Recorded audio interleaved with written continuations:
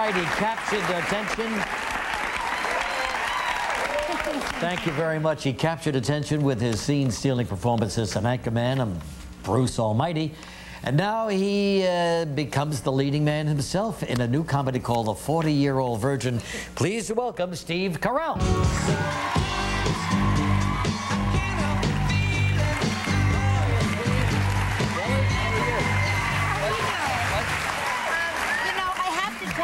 That I stare at your picture outside of my window every day. There's a big 40-year-old virgin billboard right outside of my window. Does this look familiar? It does. I was wondering before I came out whether Regis could actually do that face, whether he has it in him. The face of a virgin? Yes. You're looking at it right now. Really? But isn't this a change from Tommy Lee was just sitting here?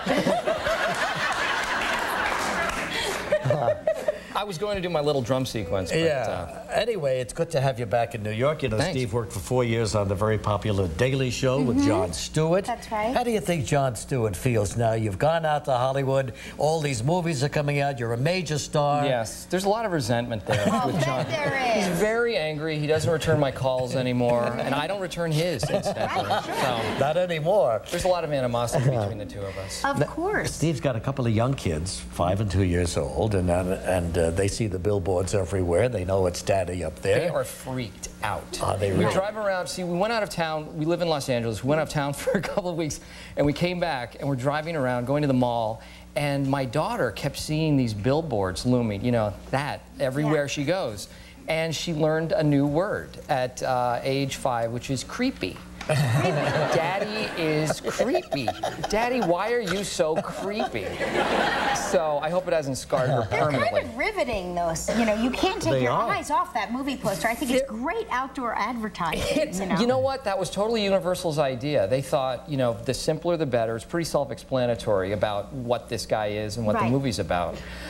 So I like him. I can't wait till they come down, but I like him. How did he remain a virgin all these years? He just had some missed opportunities. He's not emotionally damaged.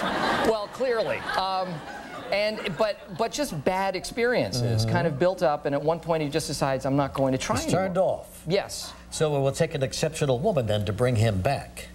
In the person of Catherine Keener. Whoa! Yes. Yeah. Yeah. If she can't do it, no one can. Maybe you could.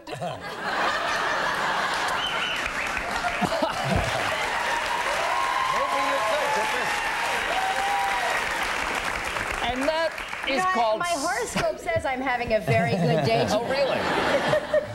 I suppose all the interviewers are asking you, is there any similarity between the guy you play and you? A lot of people have been asking me that, yes. And there are similarities. I was at one point a virgin. But apart from that, and I actually did reclaim my virginity for the movie for about 4 days. No kidding. Wow. Yeah. What a sacrifice. I know. Well, I'm a method actor, so I really needed to get into character. But it was really, we actually did research for the role because we read case studies about middle-aged virginity, and these people exist, and more often than not, but they're not strange or freaky necessarily. I mean, it's not, they're just normal people who have missed out. So why all these, that's it? Yeah, They just missed the boat. They, essentially, yeah, and they just sort of give up and figure it's too difficult to even keep trying. But, you know, functioning normal people, not someone that you would look at a billboard and say, aha, there's one. I feel like I'm talking about aliens, you know? They're among us. Yeah, but after all, you are creepy. I am. We'll take a break. We'll come back with Steve in a minute. Steve Carell, so hot right now. The Office coming back on NBC. Steve's the star of that one. Got a new movie out now. And did you do research for the movie? I guess you did, right? We did, yeah, we did some, and we talked to people who were potentially virgins, but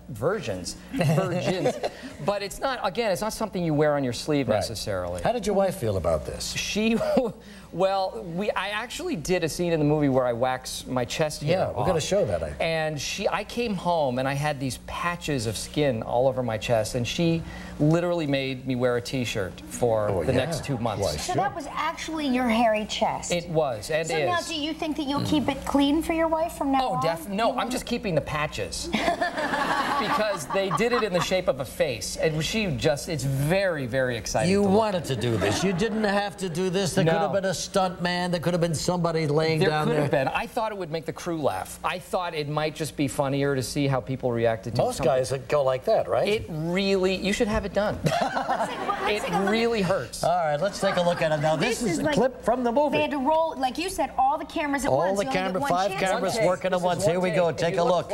So we say goodbye to Steve Carell on his way back out to Hollywood. Big movie coming out. And of course, The Office on NBC. That's starting up as well. A great year for you, Steve. Congratulations. Thanks very much.